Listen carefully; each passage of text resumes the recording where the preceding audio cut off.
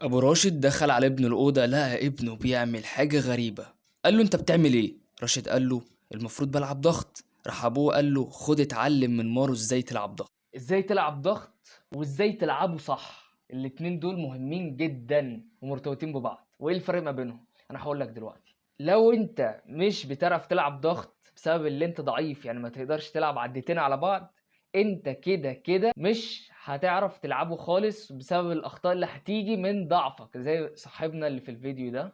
طب انت مثلا بتعرف تعمل عدتين ومظبوطين بس انت مش عارف تلعب صح ولا لا، او انت بتلعبه غلط، انت كده مضطر تكمل الفيديو برضه عشان تعرف الاخطاء اللي عندك. او لو انت اصلا مش بتعرف تلعب ضغط وعايز تقويات للضغط، فانت لازم برضه تعرف الاخطاء بتاعت الضغط عشان لما تيجي تعمل النسخ الاسهل من الضغط تعمله صح. فالاتنين دول مربوطين ببعض، ازاي تلعب ضغط وازاي تلعبه صح. فاحنا هنبدأ ازاي تلعبه صح، بسبب لما تيجي تعمل النسخ الاسهل لازم تكون عارف. مش عايز اكرر في الدايرة دي يعني. فتعالوا نشوف الاخطاء اللي هم 3 اخطاء شائعين و3 اخطاء قليل قوي ممكن يكون بيعملها. اول خطأ معانا وهو الايد العريضة. انت ممكن تعرف تلعب ضغط مظبوط قوي وجسمك مظبوط قوي زي صاحبنا اللي في الفيديو ده، بس انت ايدك او كوعك بمعنى صح طالع لبره ومفتوح، فانت كده بتموت كتفك بالحياة، انت عايز تجيلك اصابة. حاول تضم كوعك وتخليه بزاوية 45 درجة، اللي انت ما تطلعوش بره ولا تضم قوي على جسمك، عشان انت كده هتستهدف التراي بشكل يعني غبي. تاني غلطة معانا وهي زي ما بنقول الكمبرة، او انت يعني وسطك طالع لفوق. انت بالشكل ده بسبب اللي انت ممكن تكون مستسهله، او بمعنى اصح ممكن تكون الجلوتس عندك ضعيفة، اللي هي المؤخرة عندك ضعيفة. ساعتها انت ايه بيبقى شكلك بالوضع ده. شد الجلوتس ورجع رجلك لورا شوية عشان يبقى شكلك حلو كده، مش يكون شكلك.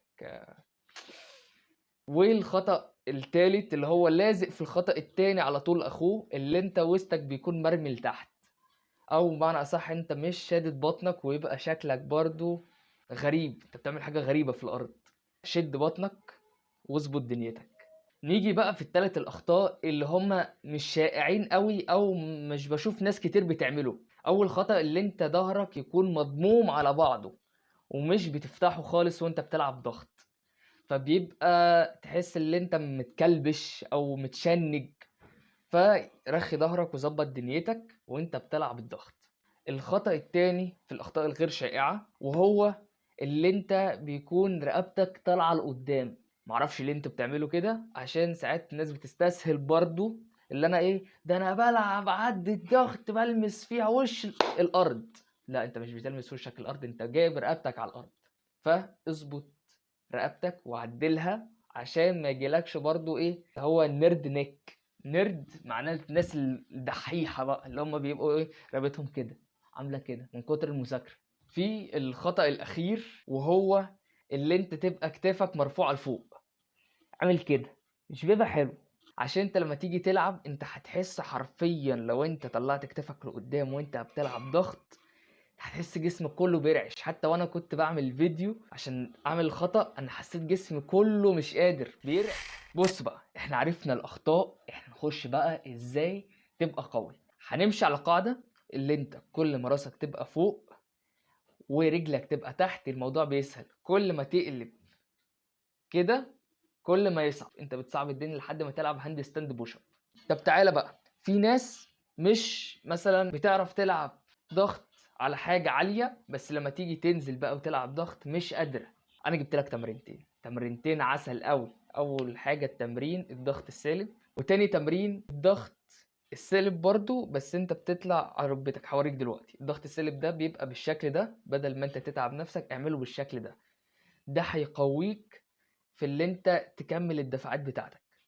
تعالى بقى، في ناس بتقولك العب ضغط على ركبتك وهكذا، فمش بيبقى احسن حاجة، بس انت العب ضغط سالب وبعد كده اطلع زق بايدك. ده هيبقى بيعودك على صعوبة الضغط وبيبقى عامل ازاي. ده الشخص الوحيد اللي عرف يعمل ضغط صح ما بين كل الاشخاص دي، وهو يعني بص عامله مظبوط كده، فان ديزل هو اسمه.